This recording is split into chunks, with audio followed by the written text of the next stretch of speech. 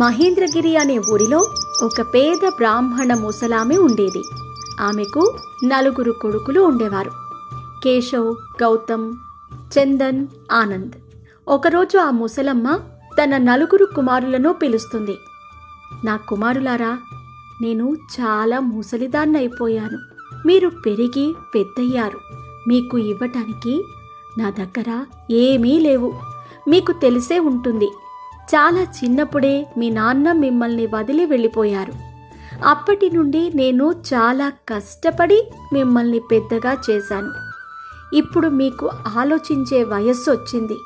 నేను చనిపోకముందే మీ నాన్నగారు నాకేదైతే చెప్పారో అది ఈరోజు నేను మీకు చెప్తాను. 4 కొడుకులు ఈ మాట విని చాలా సంతోషిస్తారు. అమ్మా, నాన్న వెళ్లే ముందు ఏం ఆదేశం ఇచ్చాడమ్మా? చెప్పమ్మా. అవును, చెప్పమ్మా.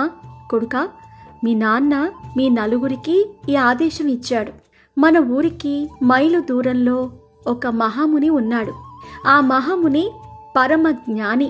మీకు ఏవైతే కోరికలున్నాయో అతని దగ్గరికి వెళ్ళి చెబితే ఆ కోరికలు తప్పక నెరవేరుతాయని మీ నాన్న వెళ్లే ముందు నాకు చెప్పారు. అమ్మా, అలాగైతే మేము ఆ మహాముని దగ్గరికి వెళ్ళి మా కోరికలు చెబుతామమ్మా. అవునమ్మా, మేమందరం కలిసి ఆ మహాముని ఆశ్రమానికి వెళతాము.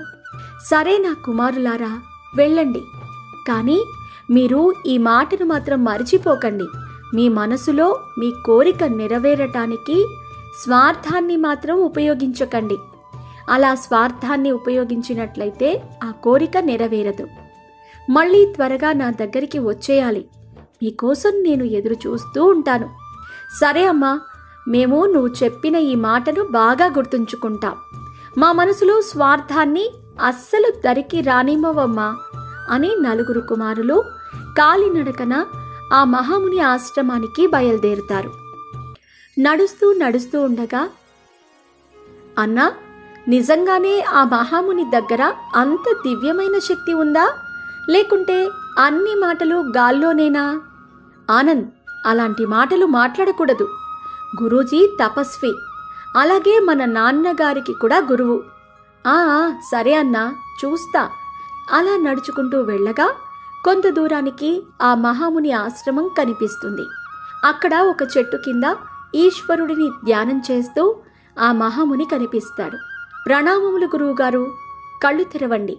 మేము చాలా దూరం నుంచి మిమ్మల్ని కలవటానికి వచ్చాము. మమ్మల్ని మా అమ్మ మీ దగ్గరికి పంపించింది.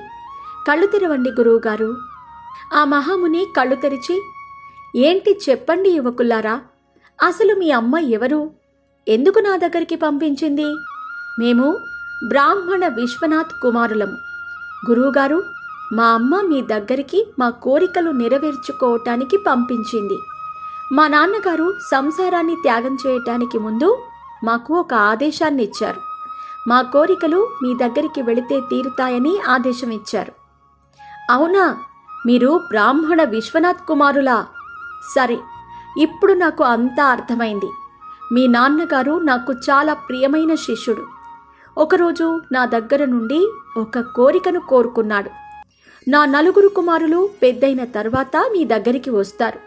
వారి కోరికలు ఏవైతే ఉన్నాయో అవి మీరు తీర్చండి అని. అడగండి, మీ కోరికలు ఏమున్నాయో. మీ కోరికలు నెరవేర్చటానికి నేను నా సాయశక్తులా ప్రయత్నిస్తాను. మాకంటూ సొంతంగా కోరికలు ఏమీ లేవు. మీరు మీ సంతోషంతో మా కోసం ఏదైనా చేయాలనుకుంటే చేయండి గురువుగారు. బ్రాహ్మణ విశ్వనాథ్కి మీరు చాలా ఉత్తమమైన కుమారులు. మీరు కూడా మీ నాన్నలాగే జ్ఞాని మరియు బుద్ధిమంతులు.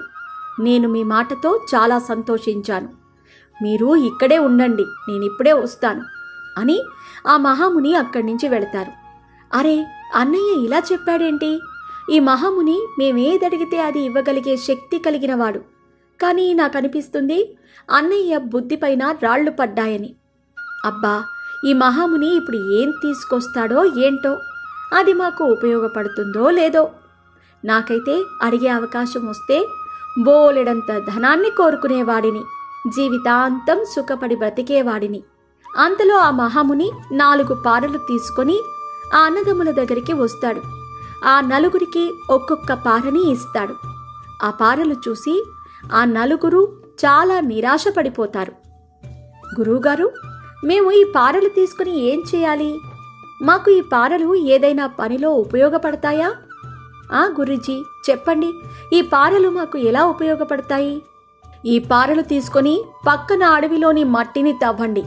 నేను మీకిచ్చిన బహుమతి లభిస్తుంది. కానీ ఒక మాట గుర్తుపెట్టుకోండి, ఎక్కువ అత్యాశ మాత్రం పడకండి.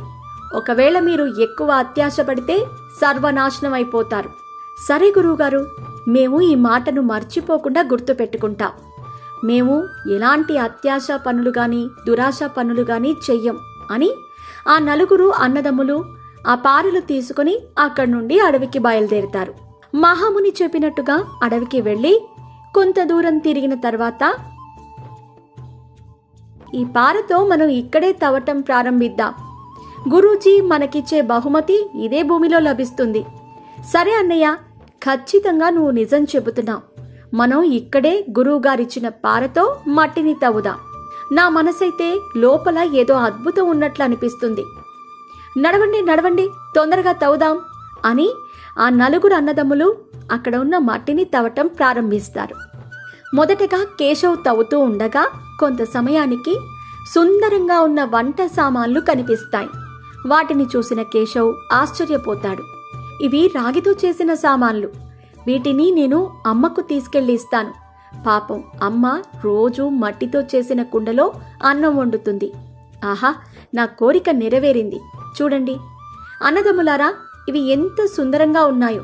అవునన్నయ్య, అవి రాగితో చేసినవి, చాలా అందంగా ఉన్నాయి అని సంతోషపడతాడు ఒక సోదరుడు.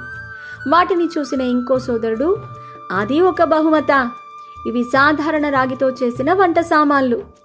గౌతమ్ తనకిచ్చిన పారతో తవ్వుతూ ఉండగా మట్టిలో రత్నాలతో పొదిగి ఉన్న ఒక బంగారపు హారం కనిపిస్తుంది.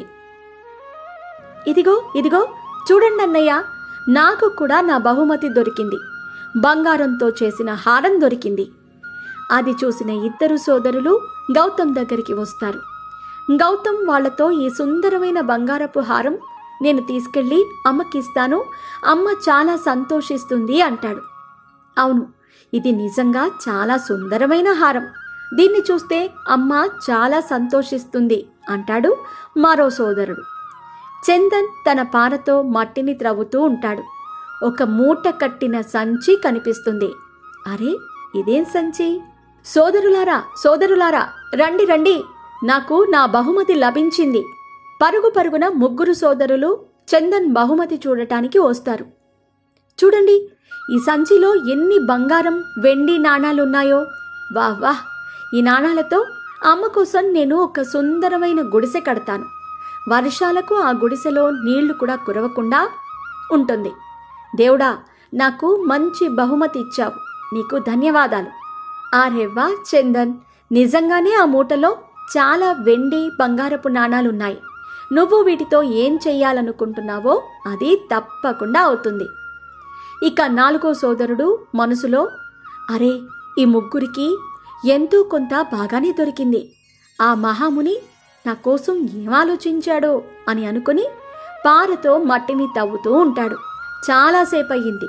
ఎంత తవ్వినా ఏమీ దొరకదే అని బాగా లోతుగా తవ్వుతాడు. కొంత సమయానికి గోతిలో నుండి ప్రకాశవంతమైన కాంతి కనిపిస్తుంది. అవి వజ్రాలు.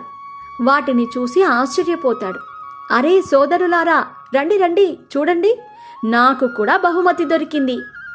ఈ వజ్రాలు ఎంతలా మెరుస్తున్నాయో చూడండి.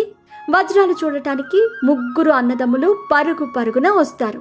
ఆహా ఆనంద్, మా ముగ్గురి బహుమతుల్లోకెల్లా నీకు లభించిన బహుమతి చాలా ఉత్తమంగా ఉంది, ఇంకా చాలా విలువైనది కూడా. ఈ బహుమతి చూసి అమ్మ చాలా సంతోషిస్తుంది. నడువు, ఇప్పుడు మనం ఇంటికి వెళ్ళాలి అని అంటాడు కేశవ్. ఆనంద్ మాత్రం, లేదు లేదు, నాకు ఈ మాత్రం సరిపోదు. ఈ పారతో ఇంకా మట్టిని తవ్వుతాను. వీటికంటే విలువైన వస్తువులు ఇంకా ఏమైనా దొరకొచ్చు కదా. ఈ వజ్రాలు నాకు సరిపోవు, ఇవైతే చాలా తక్కువ. మీ ముగ్గురు ఇంటికి వెళ్ళండి, నేను ఇంకా విలువైన బహుమతి తీసుకుని ఇంటికొస్తాను. ఆనంద్ మాట విన్న ముగ్గురు సోదరులు చాలా ఆశ్చర్యపోతారు. అరే ఆనంద్, నీ ఆలోచన సరిగ్గా లేదు, గుర్తులేదా గురూజీ చెప్పిన మాటలు? మనకి ఏదైతే బహుమతి లభించిందో వాటితోనే సంతోషంగా ఉండాలి. ఇంకా ఎక్కువ దురాశ పడకూడదు. మనలో ఎవరైనా ఇలా చేస్తే ఎదుర్కొనే పరిణామాలు చాలా తీవ్రంగా ఉంటాయి. అవునానంద్, ఇది నిజమే. నడువు, అమ్మ మన కోసం ఎదురు చూస్తూ ఉంటుంది.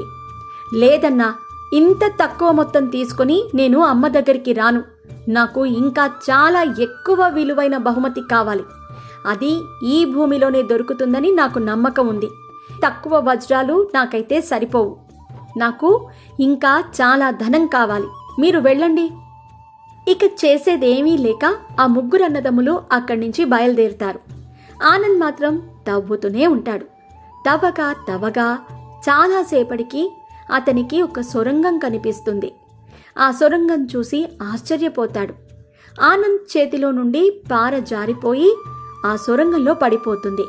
అందువల్ల ఆనంద్ కాలు జారి ఆ సొరంగంలో పడిపోతాడు. పెద్దగా కేకలు పెడతాడు. సొరంగంలో లోతుకు వెళ్లి కింద పడతాడు. నా విలువైన బహుమతి, నన్ను రక్షించు, నన్ను రక్షించు అని కేకలు పెడతాడు. సోదరుడి కేకలు విని ముగ్గురు అన్నదమ్ములు వచ్చి సొరంగంలో తొంగి చూసి ఆశ్చర్యపోతారు. నువ్వు నీ అత్యాశ కారణంగా నువ్వు తవ్వుకున్న గోతిలో నువ్వే పడ్డావానంద్.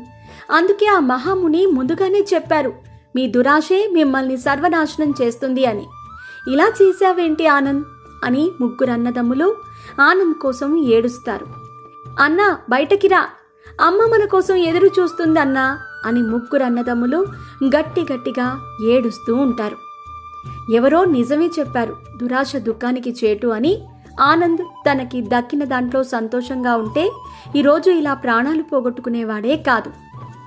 ఈ వీడియో నచ్చినట్టయితే లైక్ చేయండి. ఇలాంటి మరిన్ని ఇంట్రెస్టింగ్ స్టోరీస్ కోసం ఛానల్ని సబ్స్క్రైబ్ చేయండి. Thank you.